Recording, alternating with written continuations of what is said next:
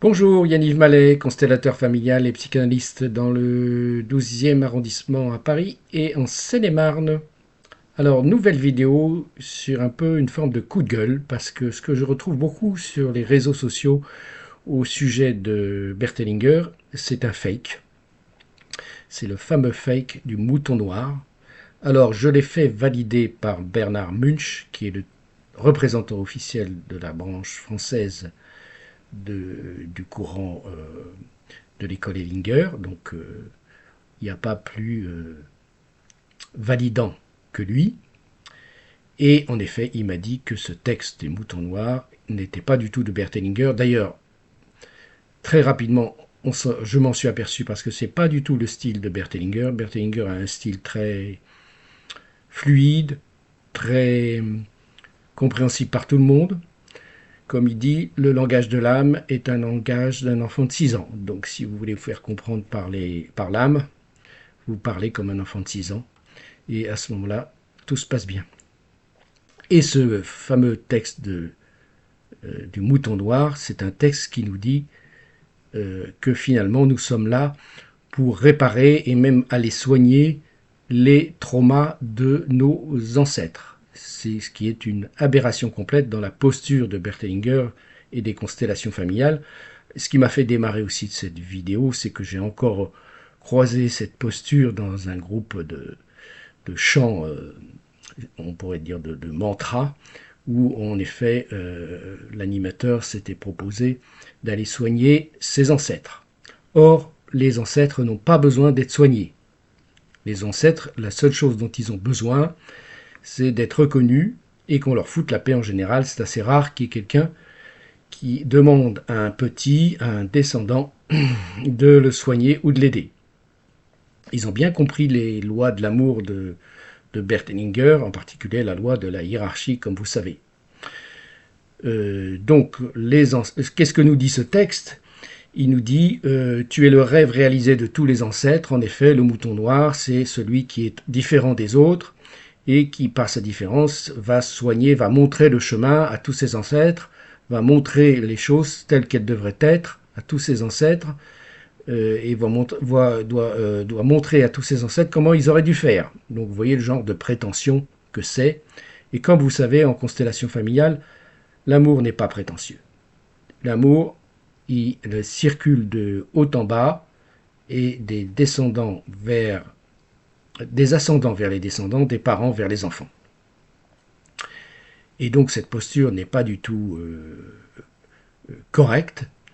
De même, on est en train de nous dire, par exemple, vous êtes tellement différent que vous allez réviser le cours castrateur et toxique du tronc familial. C'est des termes que Bert Hellinger n'utilise jamais, parce qu'il n'y a pas de toxicité en constellation familiale, il y a des gens en souffrance, il y a des gens qui ont éventuellement fait des mauvais choix, et il n'y a pas de castration non plus, parce que ça c'est un terme de psychanalyse, et Bert Hellinger, comme vous le savez, cet outil des constellations familiales n'est pas une psychothérapie, ni dans le courant des psychanalyses, puisque c'est une aide à la vie et en même temps un chemin spirituel, ce qui considère que vous avez la vie que vous devez avoir et que finalement c'est décidé bien avant vous, pour des raisons évidemment forcément mystérieuses. Mais si on suit la philosophie de Bert Hellinger, qui est vivre avec l'esprit, suivre l'esprit, être avec l'esprit, c'est en accord avec tout ce qui se passe dans votre vie, dans votre passé, dans votre présent et dans votre futur, et être en accord avec ce qui se passe sur cette terre. Alors je comprends bien que ça peut être une posture compliquée à vivre, et moi-même je suis quelquefois révolté par des formes d'injustice, mais ça n'est pas aller avec l'esprit. Et Bert Hellinger disait souvent, quand je ne suis pas avec l'esprit, quand je suis en colère, c'est que je ne suis pas avec l'esprit. Quand je suis contrarié, c'est que je ne suis pas avec l'esprit, que je ne suis pas dans le mouvement avec l'esprit. C'est une philosophie, hein, c'est pas une religion en soi, hein, c'est une philosophie grecque, pré-socratique. Donc, ce texte est en effet bourré de fautes, de contresens, Et en fait, ce dont on s'aperçoit, c'est que ces gens qui disent qu'ils sont venus sauver leurs parents, venus sauver leurs ancêtres, venus essayer de leur donner des leçons de morale, des leçons de vie, ce sont des êtres prétentieux, d'une part, et ce sont des êtres qui sont voués à la maladie, puisque ça, c'est l'amour. S'il y a un amour qui guérit, là, c'est un amour qui rend malade, et ils vont finir par s'épuiser. Et c'est surtout des gens qui n'ont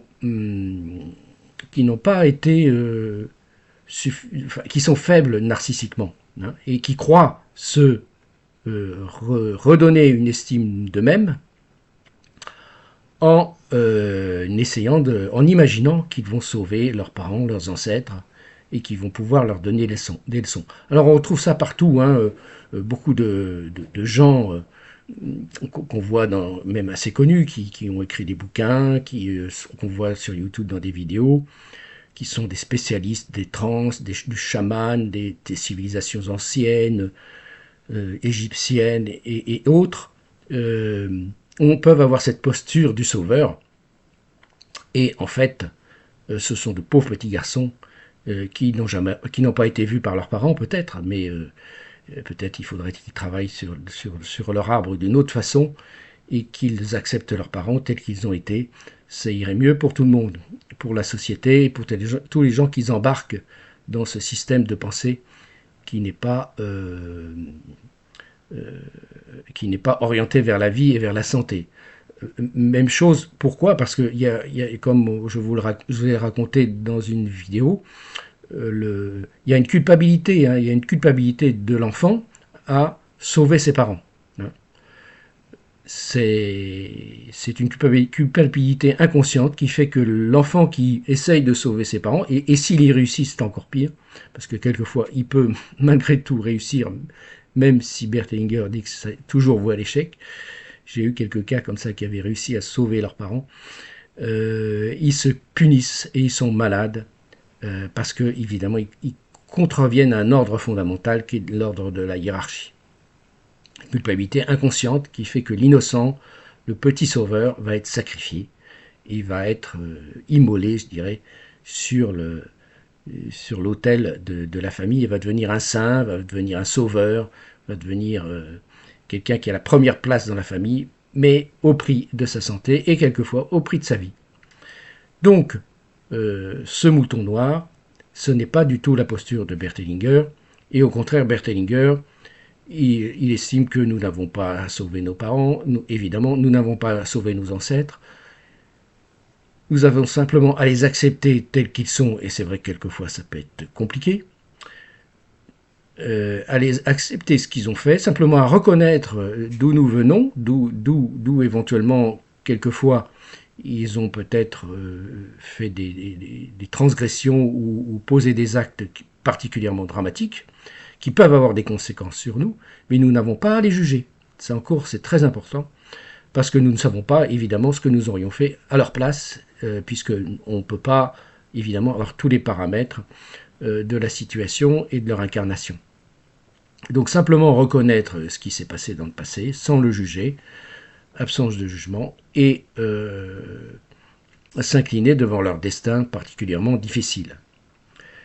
Et Bert Hellinger dit la chose suivante aussi, c'est que la grande âme, c'est ce qu'il appelle la grande âme, c'est une forme de manière de dire que cette grande âme qui dirige le monde, quelquefois donne à certaines personnes, à certains êtres, des destins particulièrement honorants et gratifiants, comme être par exemple des héros, ou d'être des gens particulièrement intègres. Et puis, dans certains cas, elle donne aussi des destins particulièrement difficiles, et que chacun doit faire avec cela. Alors ça n'évite pas évidemment la responsabilité de chacun. Hein. Chaque personne est responsable de ce qu'il fait, mais en tout cas, ça évite peut-être quand même que nous posions un jugement un peu hâtif en fonction de notre bonne petite conscience qui nous dit ce qui est bien et ce qui est mal, et ça nous repositionne aussi dans notre situation de descendants, de petits, et que nous n'avons pas à juger ce qui s'est passé avant nous. C'est vraiment ça la posture de Bert Hellinger. Donc vous voyez que ce texte du mouton noir est tout sauf de Bert Hellinger, et au contraire, si vous suivez cette posture, vous allez être malade, et vous allez rendre malade évidemment vos enfants et vos descendants, et tous ceux que vous côtoierez, parce que vous êtes dans une posture qui ne convient pas. Voilà ce que je voulais dire là-dessus. Je vais vous mettre aussi en lien tous les livres de Bert Hellinger qui sont traduits par Bernard Munch. N'hésitez pas à aller voir sur son site. C'est très très riche, et puis comme ça vous permettra de connaître vraiment la philosophie de Bert Hellinger. Bonne journée et bonne méditation.